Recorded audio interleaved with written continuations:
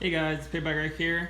And before the video gets started, I want to let you guys know that sometime this week I'll have a video up of me riding this, and I'll be breaking it in. So, it's gonna be a different riding style than I'm used to. And some of you guys are gonna say the break-in style that I'm doing is wrong. I know there's a lot of different styles out there, so I'm just gonna do what my dad did for his 250R, which is going by the Duncan Racing break-in process.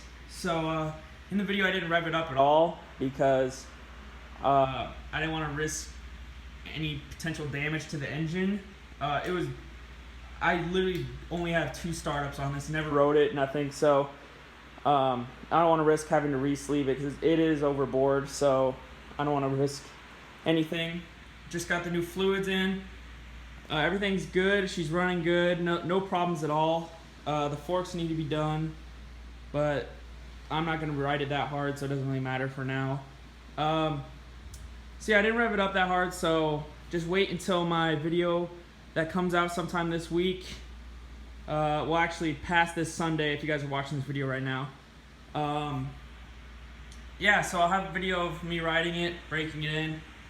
It's gonna be really fun, and just got done with my toe surgery, so my toes are numb. But anyways, here's the video. I have a startup and everything, and I'll have the video of me riding it soon, so stay tuned for that. So see you guys there.